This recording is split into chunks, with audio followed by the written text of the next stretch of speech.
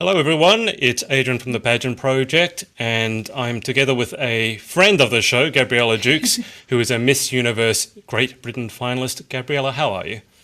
I'm great, thank you. I'm excited to be on the show again and to chat to you again. It's been a few times. I think it was 3 years ago since I first chatted to you on the show, so it's been quite a long time.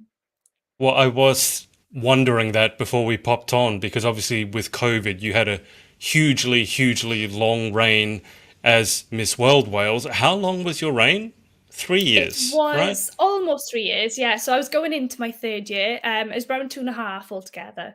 So I was quite lucky with that. Of obviously unfortunate circumstances with Mm. COVID and everything, but yeah, a long time. And and now you're back. You couldn't stay away. So before we dig into it, for people who are watching or listening who aren't familiar with your pageant history, do you want to give them a brief rundown as to what got you in the world of pageantry to begin with, and what your pageant history has been to date? Yeah, of course. So growing up, I'd always been interested in pageants. I'd watched people that were Miss Wales in the past on television and thought I'd love to do that one day, but had no clue how to get into it. But I started modelling when I was 17 years old at Cardiff Fashion Week. And I met a few girls there that had been Miss Wales finalists in the past, and they told me how good it was for your confidence and things like that. Because I think I did quite struggle with confidence and shyness growing up. So I thought, well, I may as well give it a go. So I entered Miss Wales in 2014 and just haven't looked back from pageants. I've just loved it. I've fallen in love with the industry. I did Miss Wales in 2014, won my regional title of Miss Port Talbot. I went back in 2016. I came top five. And then on my third go in 2019, I was lucky enough to win Miss Wales after working so hard for so many years for the title. I went to Miss World. I absolutely loved the experience. It was an incredible, life-changing experience. And like you said, I couldn't stay away. So here I am at Miss Universe Great Britain this year. It's something that I'd always planned to do in the future. I think this is my 8th time going to a Miss Universe Great Britain final. So I haven't missed one in 8 years. So to be on the stage this year is an honour, really, and to be amongst such incredible finalists, it's a dream come true.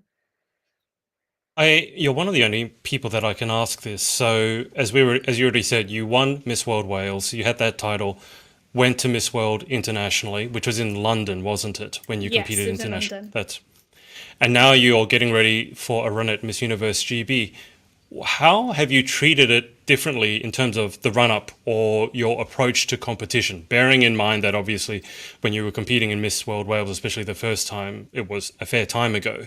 But bearing that in mind, has your approach to competing for Miss World Wales varied to Miss Universe GB? I think, of course, it's completely different, Miss Universe compared to Miss World. Mm. However, I'm still the same person. It's been quite a few years since I won Miss World Wales, so I think I've matured even more and grown even more as a person. And since then, and my life has changed really, my career and everything. So I guess I've just treated it the same way as I live my life. I've continued to do the things that I usually do in regards to my volunteering and fundraising, and my passions for empowering women has all been the same. However, I think now I'm more in tune with myself. I know exactly who I Mm. am and what I want, what I can bring to the title as Miss Universe Great Britain. And I guess, yeah, it hasn't exactly been completely different. However, I guess my life circumstances were a bit different this time. So it's been difficult to kind of fit everything in through work as well, because my work has been quite full on, especially over the past year. But I guess I think my career really helps as well with my platform for Miss Universe Great Britain. So I guess yeah, not at all completely different. However, the two pageants are, I think Miss Universe is another level. I think most people would agree with you on that one. One of the great things about having known you for a while is that when I first interviewed you, career-wise or study-wise, which it was back then, you were in quite a different place. And what I've really loved watching, keeping a track on you, is how you progressed from studying to not only getting in the industry, but then it just strikes me as leaps and bounds, leaps and bounds. I saw your Instagram post about a live podcast, I believe you're scheduled to do. So can you just fill people in with your career? Because for me, it's been really amazing just watching it grow from strength to strength. Oh, thank you. Well, yeah, I remember when I first came on the podcast with you to chat to you, I remember saying that I wanted to work in the sports broadcast industry as a sports reporter, but never would I thought, like 3 years later, that I'd be in this position. It's honestly been incredible, the journey. And when I came back from Miss World, of course, we went into lockdown, but it was my plan to apply to do a master's in sports broadcasting. And like sport has always been a massive part of my life. I've done everything from doing karate to netball, athletics, horse riding. I've probably given everything a go, to be honest. So I've always known that I wanted to work in sport. I originally did a sports science degree. I loved it, but when I finished, I realised that actually that wasn't the route that I wanted to go down. So I took a little break, did a bit of modelling for a few years. I was on Britain's Next Top Model, which was a huge platform for me. And I had quite a successful modelling career. But I really, truly realised that it was still sport. That was my passion that I wanted to work in. So I went and applied to do a master's in sports broadcasting at Cardiff Metropolitan University. In the middle of the lockdown, which was really difficult. There had been no sport on or anything as well. So everything was mainly done from home as well. So it was quite difficult. And things have been extended. So I actually graduate next month from my master's. So I haven't even graduated yet.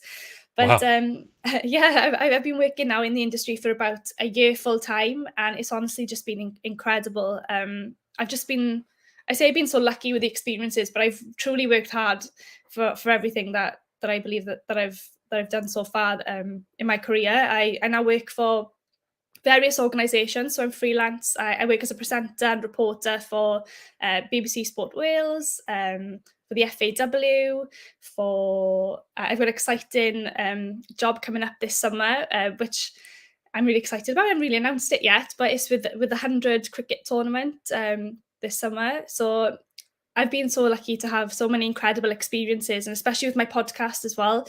You know, being a woman working in sport is very difficult. I think I knew it was difficult before I started in the industry, but being in the industry now, it's really opened my eyes to the many challenges that women face every day.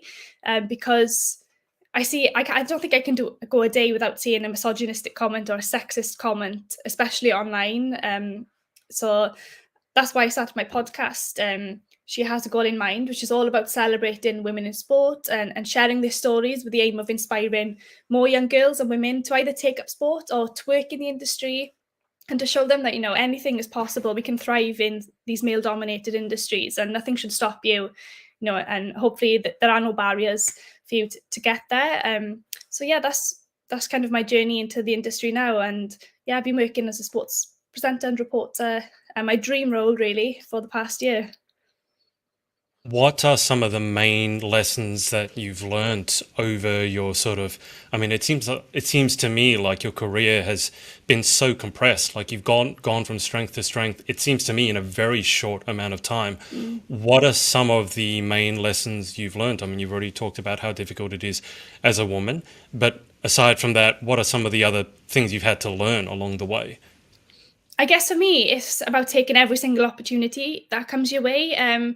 Of course, my main goal was to work in front of camera as a sports presenter and reporter, but I've also done other roles behind the scenes as well, a camera woman or producer, a floor manager. I think it's really important to learn how every role works, not just the one as a presenter and reporter, because that only makes your job easier then, as you know what's going on behind the scenes as well. So that was probably one of the main things I learned, that, you know, it doesn't happen overnight, although my career has happened really quickly for someone so early on in the career.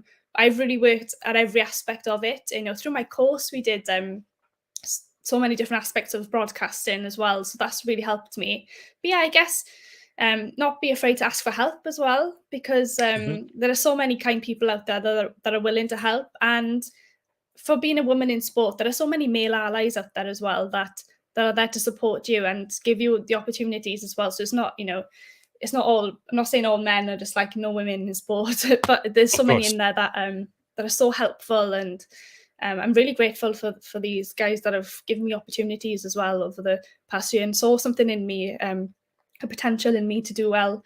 So I guess they're the most things I've learnt this year. Absolutely. Now, let me just bring something on screen. I hope you can see this. This is from your Yes. Instagram. So, do you want to explain for the people watching and for the people listening later on what this is? Because this looks really, really exciting. And if you can't see it because you're listening, it's a post on Gabriella's Instagram. I'll let Gabriella take it away. Yeah, so as I mentioned, my podcast, I started it with my friend Darcy. That was on my course a year and a half ago now. So it's been going from strength to strength since we started it. And I started as just a small project at university because I just felt there was a need to highlight and celebrate these stories of women in sport. It started off more in Wales at the start, but it's just progressed worldwide now. We've had guests from all over, from America. So it's been an amazing journey. But a few weeks ago, I think it was, we got contacted by Box Park, which are a big brand throughout London. They're like restaurants, bars, they do Hmm. events, and they're running this campaign called Women Who Play, which was about celebrating women in sport, in all aspects of sport, really, because at the moment, the women's Euros are about to start in England. So it's an exciting time for women's football. So they wanted to host something to go in line with that. So they contacted us and asked us if we would like to do a live podcast at one Wow. of the venues in Croydon, so Box Park Croydon, Hmm. with Els the Witch, and she's incredible. Els the Witch. I've actually followed her career as well. She started off as a Hmm. YouTuber for gaming, and now she's just a huge sports personality, and does presenting and reporting and all sorts as well. So I'm so excited to be able to interview her live in front of a live audience, which is it's going to be an incredible experience. But I'm so honoured that someone like this has approached us to host this podcast. It's an honour because it's something we are so passionate about as well. So yeah, I'm so excited about it. It's on the 14th of July in London. So if anyone is around, it'd be amazing if you could come down and support us and see what we do as well. So excited. How did it feel when you got the request or the message or the email? Because I've had a few things like that happen to me in pageantry, and it's just like, wow, I can't believe anyone actually noticed I exist. Did you have sort of a similar sort of reaction? Yeah. It was exactly like that, to be honest. I saw the email come through and I screenshot it and sent it to Darcy, my co-host, and we were like, what the Yeah. hell is going on? Like, how did they find us? Because they'd said that they'd been like, going through a podcast and they came across us. Yeah, so it'd be interesting to find out actually how they spotted us. But yeah, it's just a bit of disbelief really that these organizations and stuff, wouldn't get in contact with us and actually think that something we have created has some sort of influence as well. So Mm. that was really exciting. And in terms of people getting in touch as well, our last podcast guest, Erin Coscarelli, she's a broadcaster in the US. She works for the NFL and has worked on the Super Bowl. And Oh, she's wow. incredible. But her team actually got in touch with us and asked if she could come on the podcast. So Oh, things wow. like that. It was just like, how on earth did they find us Yeah. as well? So honestly, it's been it's a pleasure to do the podcast. I love it, and it's a passion of ours. I'm just so proud of how far it's come in the past year and a half. What started as a small project is now, being part of a nationwide campaign to support women in sport. I'm so proud of it.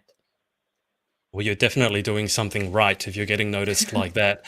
I did, when I saw this post, I checked out Els the Witch, and I did see the gaming, Yeah. and I don't know how much you know about gaming, but esports, not sports, but esports is huge, Oh and yeah. it is the fastest growing sport in the world, and there's millions and millions of dollars. Like if you play some of these games and you win, you can become a celebrity overnight and millions of dollars. So just a random question, do you know anything about gaming, and do you think you'd be able to commentate on it? I grew up playing games on PlayStation and Xbox, and my partner Brad Okay. is obsessed with gaming. But Okay. I know how big esports is and how much it's growing, and probably is going to take over in the future. Honestly, it's getting huge, isn't it? I'd give it a go. I've never done it before. I'd love to get involved in something like that. But it's really interesting, actually, isn't it? How much has grown over the past few years, and yeah, but it's going to be huge. It's a genuine. I call it a sport. I mean, e-sport, but it's a genuine sport now. And you're Yeah. absolutely right. I think it is now probably on par with some of the biggest sports in the world, which probably would surprise a lot of people. Gabriella, how long is it until finals, Miss Universe GB finals? They must Oh my just be around the gosh, corner now. a Sorry week. to remind you. A I know. week. Yeah, so a week yesterday, I will have travelled to Cardiff to be at the final, and then the actual final where they announce the winner will be a week tomorrow. So, oh my gosh, yeah, it's absolutely flown by. I can't believe it. And I don't think any of us can believe it. As I mentioned to you before we went live, it seems to have just sort of crept up. I mean, you obviously, I think the polite word is a seasoned pageant competitor. um, there's other ways that you could put it. Do the nerves hit you different at this stage of your pageant career, or are they exactly the same as they were that first time? Oh, probably exactly the same, to be honest with you. I think it's more excited nerves though, because I think I'm quite confident in what I have to say and what I can and bring to the pageant. Um, and I guess I know what I'm capable of. So I guess the pressure is, pulling that off, I guess, on the final as well. But no, I'm more excited just to get there and experience Miss Universe Great Britain, meet all the girls. We've met a few of them in the training day that we had a few months ago, which was amazing. But yeah, I'm so excited to meet everyone and just immerse myself in the experience. I can't wait to be back in pageant land as well, and especially this time, no restrictions and everything. Mm, So it's good to be back to some normality, I guess, this year. So I'm really excited just to be there now. I think I've got everything sorted, hopefully, I hope so. by this point. Yeah, it's been a bit of chaotic the last few weeks, but no, I'm excited now. I think now that I've got everything sorted, I'm just looking forward to going there next week. I can't believe it's next week. Keep saying that. No, I Next week. can't. So when does it start? So it starts next Thursday, the 7th of July. So I think some of the Right. girls that obviously it's in Cardiff and Newport, so I don't have that far to travel compared to some girls of course coming from Scotland and everywhere. So they'll Yeah. be traveling down on Wednesday, but I'll just be going up on the morning for the empowerment day. And we have an exciting Sister Fest as well that evening. So we've got a nice little boho festival themed Oh, wow. party celebration, and then of course we've got the rehearsals, the charity ball, and then the final. So it's a jam-packed 3 days of pageants, but no, it's exciting. Yeah, I just can't wait to be there now. Yeah, I think the excitement is bubbling over. If you were fortunate enough to take out the title, I mean, normally the question is, what would you do with it? My question to you is going to be, how on earth are you going to juggle being Miss Universe GB on top of everything else you're already doing? I guess for me, I'm lucky that I'm freelance and I can juggle my time myself. So I kind of have already planned ahead and put dates in my diary that if that was the case, then they're already in my diary to kind of Mm. work around. But I'm lucky that I get to choose what I do really. So there'll be no issues with fitting anything in because yeah, like I said, I can just decide where I go. So I'm lucky to not have to ask permission to go on holidays or anything either. So I can just decide what I want to do, which is good. And especially being so early on in my career as well, I can just decide to do whatever opportunities come up as well. So yeah, there'll be no issues fitting it in. But no, it's exciting. It's an exciting thought, to maybe be possible. How do you set yourself goals in terms of career, given that you are freelance? So you're pretty much accountable only to yourself.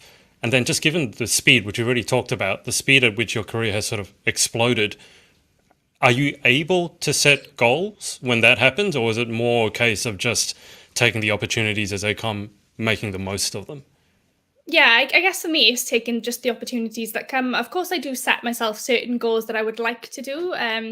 But again, because I'm freelance, it's down to me sometimes to create my own opportunities as well. Mm, I think that's important, and I think the podcast has really helped with that.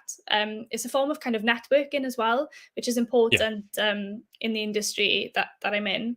And a lot of jobs have come from that, and from meeting people on the podcast, and for me, networking is really important in creating the opportunities, and I do set goals for myself, definitely, but yeah. I have no idea how fast or quickly they will come. So I just take every single opportunity, make the most of it, wherever it is. And I guess it's important to realize that no job is too small as well. I'll Mhm. take anything that comes there. You never know where they may lead in the future. That's what I always say, and it's definitely been the case for me in the past. With some jobs that I've done, especially with I'll mention the one I've got coming up. Basically, I've been picked as a host for the 100 cricket tournament for Yeah, the team based in Cardiff called Welsh Fire this year. And last year, I actually applied for this role when I was at university and didn't get it because my nerves when I went to this audition in London were just through the roof, honestly, because it was my first chance at a big presenting job, and it was so yeah. nerve wracking. But unfortunately, didn't get that role. But my friend on my course did. So I decided, the best thing would be to apply to volunteer as a production assistant as well during that tournament. So I did that. I went and helped out for the few weeks that the games were on, Mhm. and loved the opportunity. I really enjoyed it, and got to watch my friend that I was so proud of that she was having this Mm. experience, and I got to learn from her as well.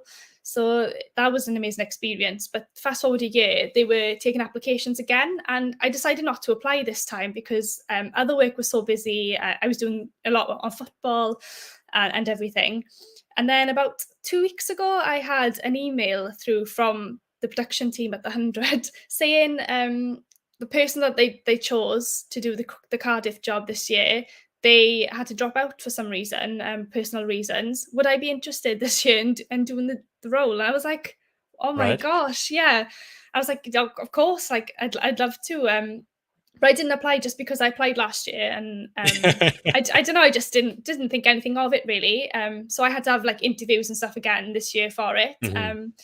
And they've said because I went back and worked as a production assistant last year, that really showed like my commitment and Yes. dedication to what I wanted to do, and they liked that about me. So yeah, Yeah. they thought of me when they were looking for a host, and now I'm doing that role a year later. So honestly, like, take every single opportunity because you literally never know who's watching, or you never know where it could lead you in the future. And I always say everything happens for a reason. There was a reason I didn't get it Mm. last year, and yeah, I couldn't believe it when they got in touch a couple of weeks ago and give me the role this time.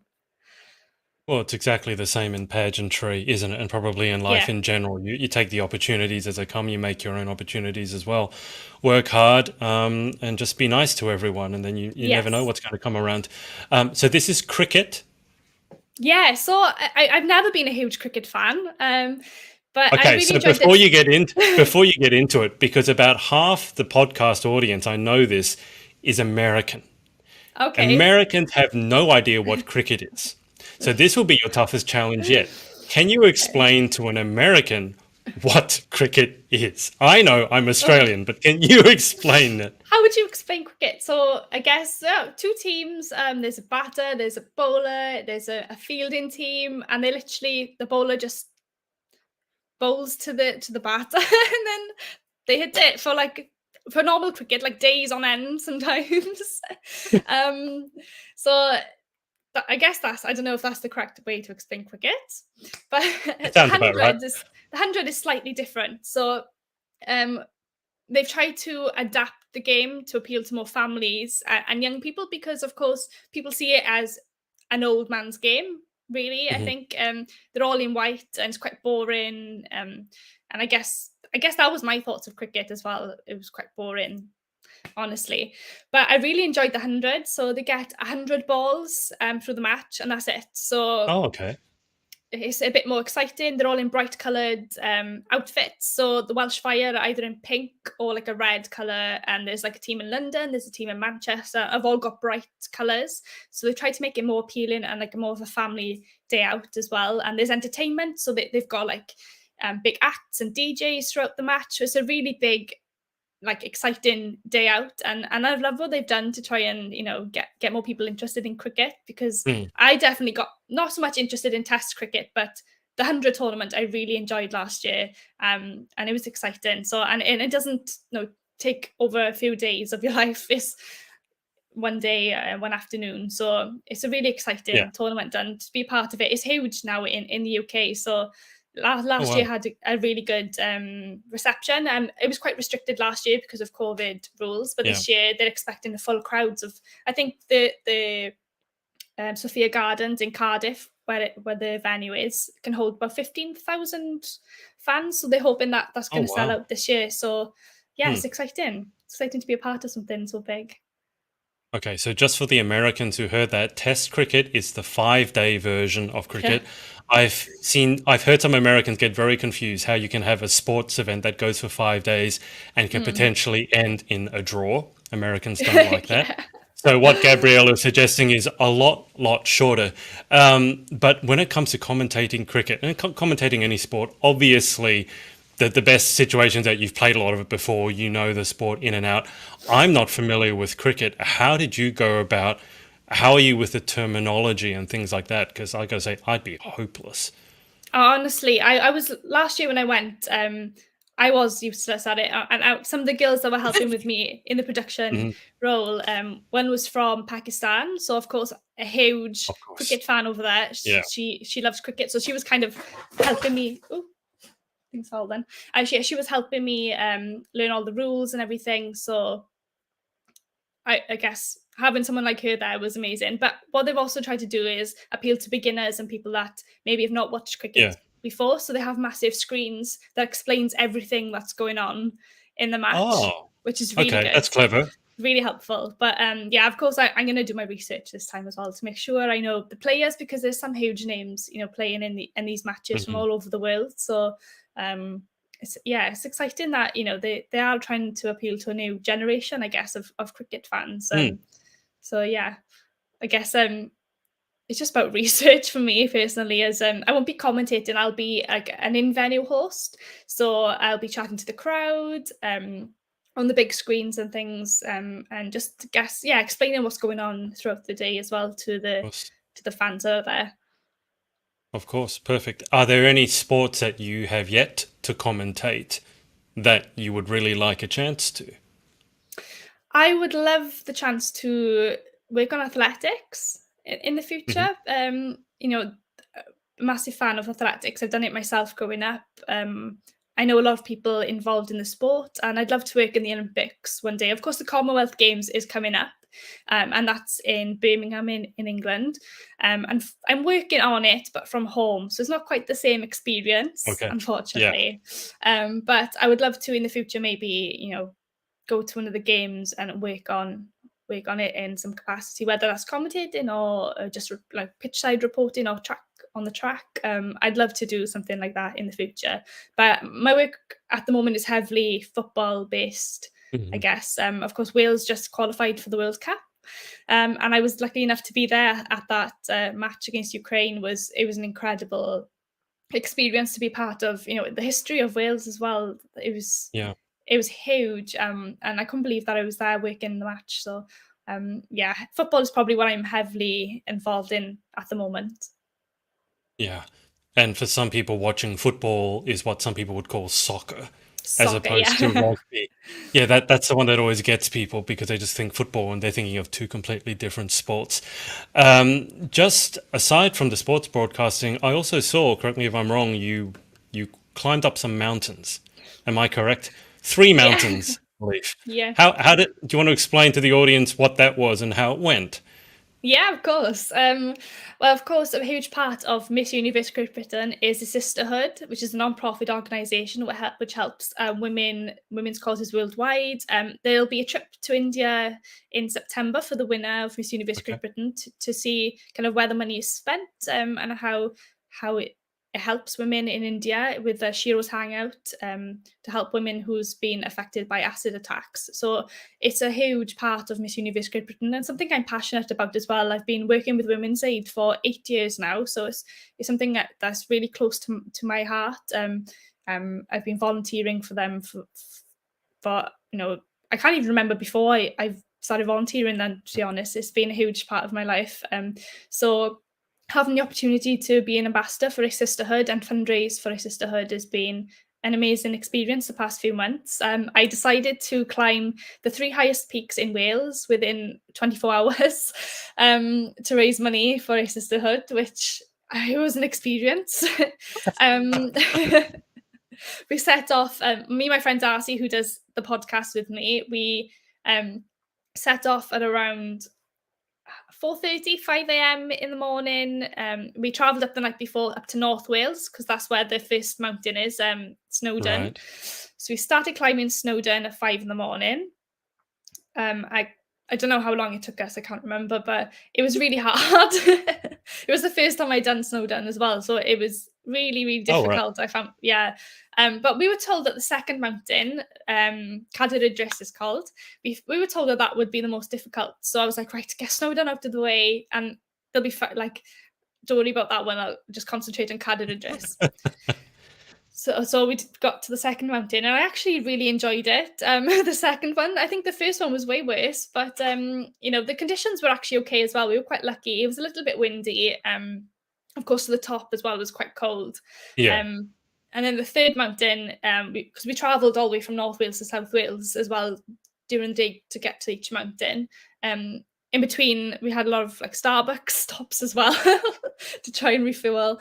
But the third mountain, which is Pen y Fan, that was quite difficult, to be honest. It's the easiest mountain. I've done it a few times, but after doing the other 2, I was really struggling. And I think we got there to the peak about 8 p.m. So it was a long day of climbing mountains. I was shattered after them. But yeah, for a few days, my legs were in bits. I went to Amsterdam about 2 days later because it was my birthday that week. And Right. you have to walk around Amsterdam quite a lot. So my You have to legs, bike. oh my But gosh. they love cycling everywhere, Oh my and the gosh. thing you need for cycling is your legs. Your legs, yeah. I was struggling, but it was a good experience. I did enjoy it. Looking back, but I really struggled. But it was all good. It was for a good cause, and we collectively raised over £1,000, and we split it between my charity, which was the sisterhood, and Darcy's split it towards young epilepsy. So it went to good causes. So that was the main thing. But it was good. I really enjoyed it. It sounds painful. I recently interviewed Miss Earth from the Netherlands, and I'm just interested to see if you tried this. Did you try a stroopwafel? It's this. What's that? No?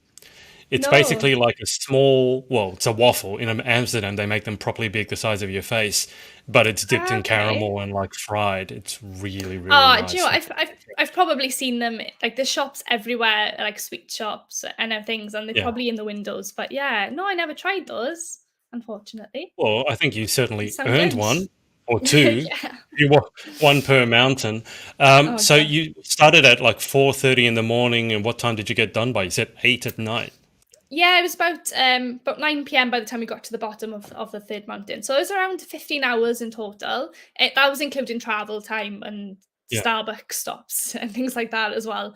So yeah, not too bad really in 24 hours. It took nearly half the time or whatever it was. Yeah, 15 hours I think was what we timed. So Wow. not too bad. Okay. But yeah. I mean, you're one of those people. You're one of the proponents of tea as a cure or for everything. Tea fixes everything. Did a cup of tea help afterwards? In between as well, I was getting tea in from Starbucks. After every mountain, I was stopping and having a tea. So yeah, it definitely pushed me through, I think. Okay, all right. I thought you were having coffee. No, you were having tea. Tea would be far too soothing for me to climb up a mountain. I would need the coffee. That's probably why I was so tired doing it, to be honest. I don't like coffee, so it wasn't an option for me. That's fair enough. Okay, Gabby, just before we get to the end, is there anyone that you want to give a shout out to for supporting you along your journey? Of course, I'd love to thank Paula for giving me the opportunity. Of course, Paula is the director of Miss Universe Great Britain. So without her, we wouldn't have this incredible platform to share our stories and help people and women around the world. So I'm so grateful to have the opportunity. Of course, my family and friends as well for not only supporting me but putting up with me with everything that I get into. I think they can't keep up sometimes with the things that I do. Um, Yeah. so, but yeah, they're always so supportive of everything, and we've got a busload of them come in to the finals, which is so exciting.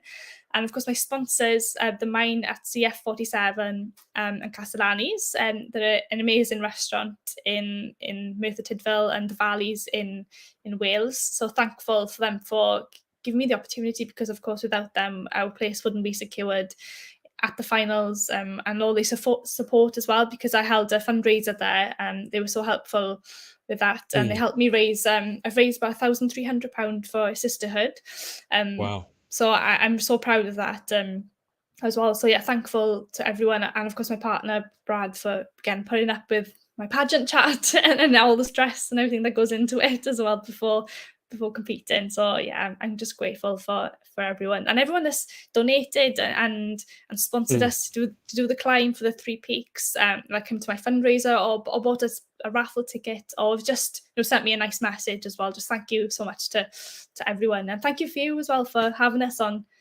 the pageant project to share our stories as well, and giving us that platform to share to the world kind of what we do and what we're about. Of course. Just before we do the final 10, if I was to ask you to reflect, because you mentioned that pageantry has really helped with your confidence. If I asked you to reflect on your pageant journey, all the way back to the first one to now, what do you think the biggest lesson you've learnt about yourself is over that time? I think when I started in pageantry, like I mentioned, I was very shy, I think, and quite enclosed and didn't really open up or anything. And I didn't realize how powerful my voice was.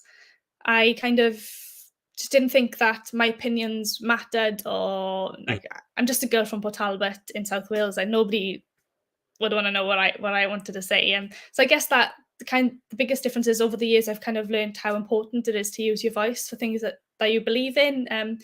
And your voice matters. It doesn't matter where you come from or who you are or what you do for a job or anything. Like your voice is important. And I guess that's the biggest thing I've learned, is that by using your voice and kind of standing up for things that you believe in and are passionate about, is so important. And I guess it's taken me a while to kind of learn that. Mhm. And I think that part of my podcast was to use my voice for something that I thought was that I'm passionate about, is empowering women, not just in sport, but I guess in male dominated industries as well. So Mm.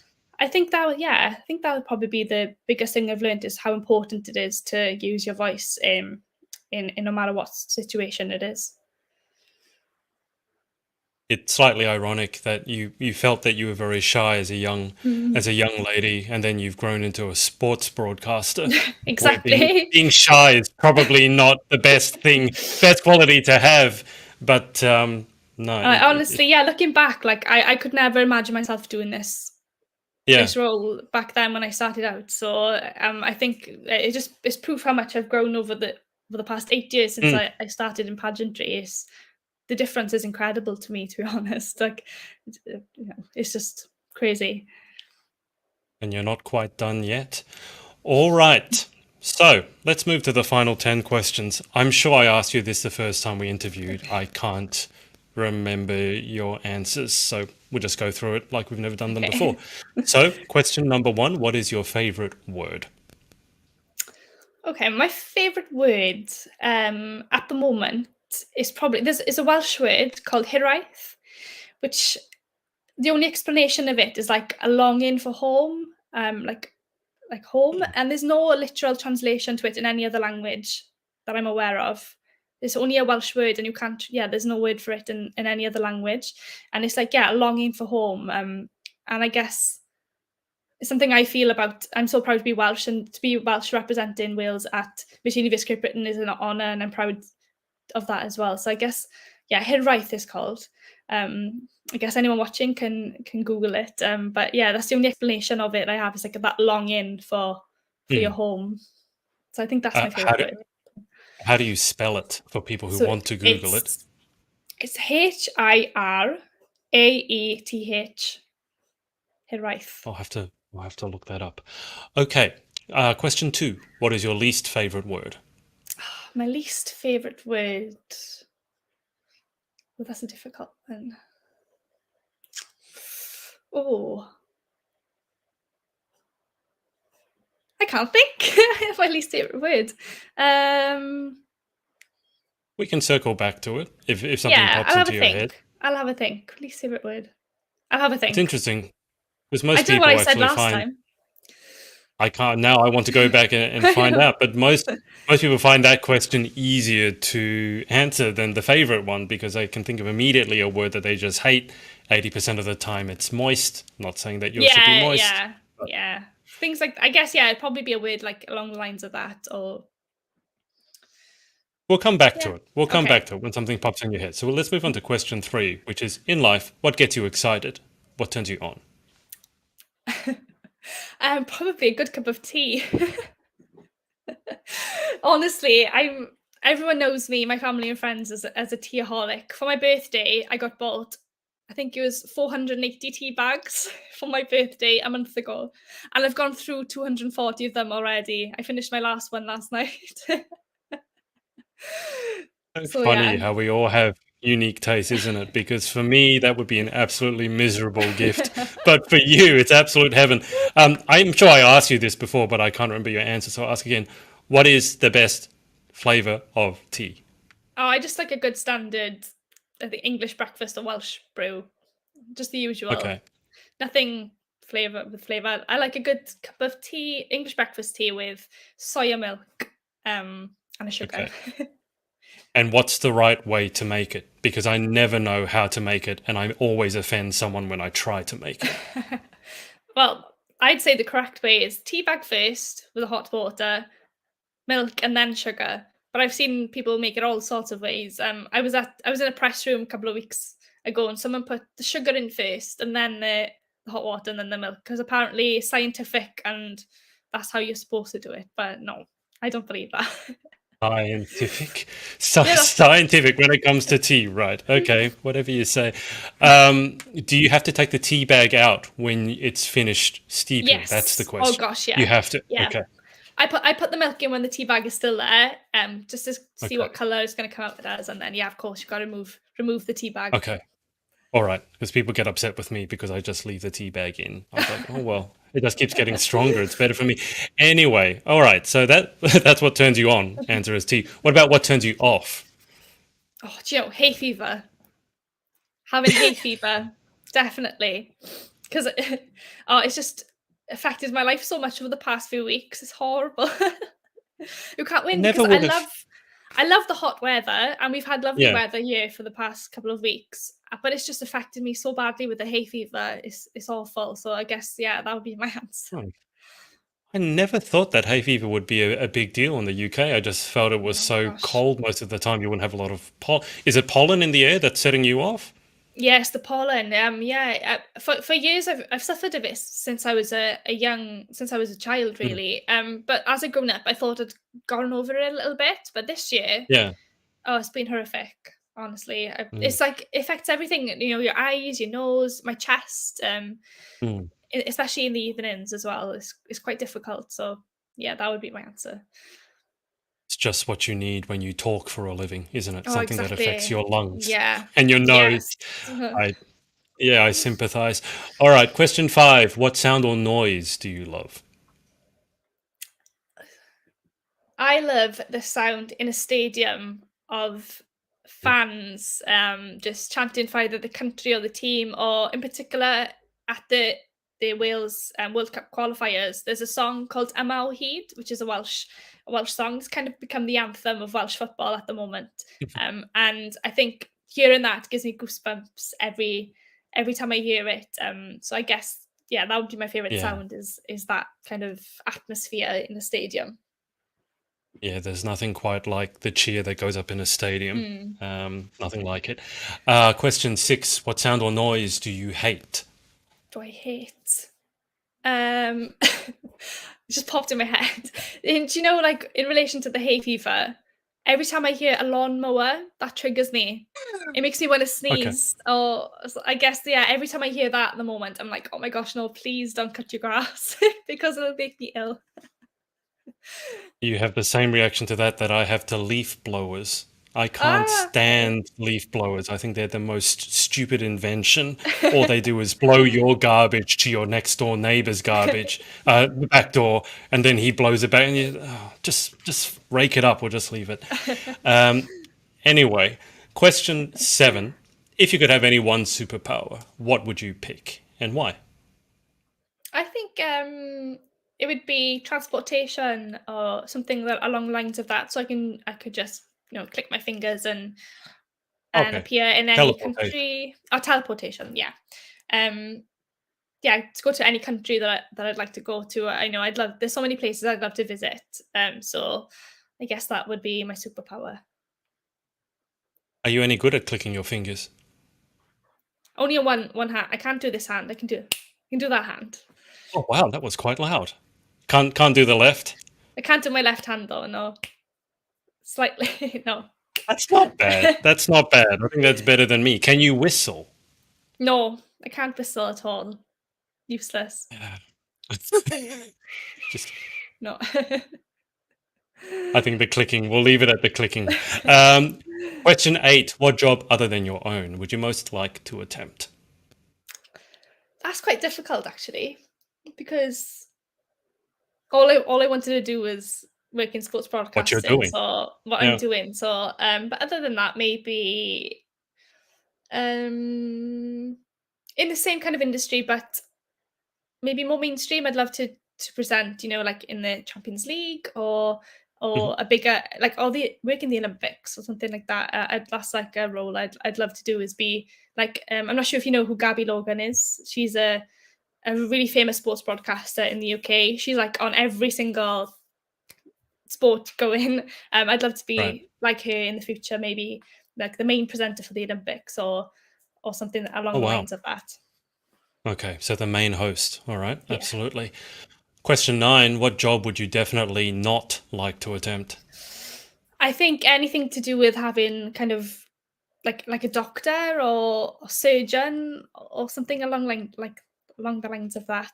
Something that's obviously a huge responsibility.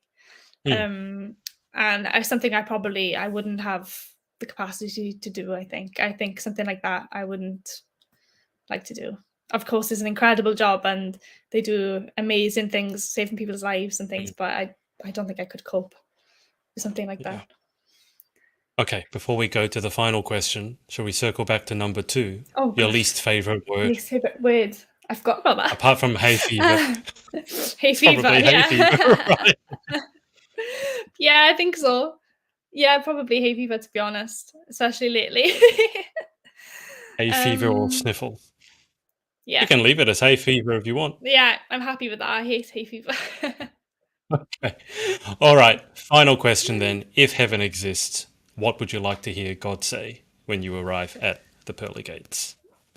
Um, I think I would like to hear, um, I guess thank you for like everything you do to use in your like I feel like everything I do in life has a purpose, whether that's in my Hmm. career or my personal life. I feel like I need to have a purpose with everything. So I guess thank you for using your life and platforms to Hmm. kind of help equality for women all around the world. I guess something along the lines of that. And I'd also like to hear, obviously, um, to see some of my family. So maybe my gran would be there to say, your gran's proud of you when she's there, sort of thing.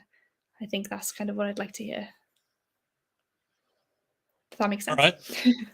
Oh, absolutely. Well, Gabby, that's about it.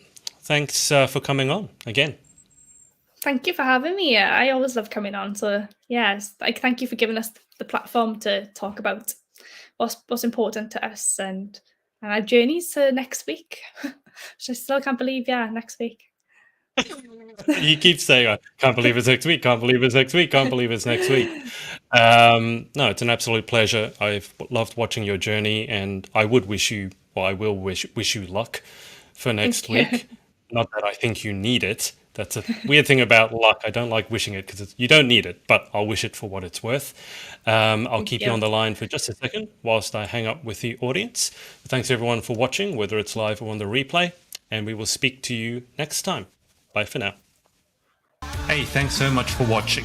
Sorority Access is now open, so if you'd like to join an amazing group of women and learn how to be the most powerful, confident and impactful queen possible, head to thepageantsorority.com. I'll see you there and see you in the next video.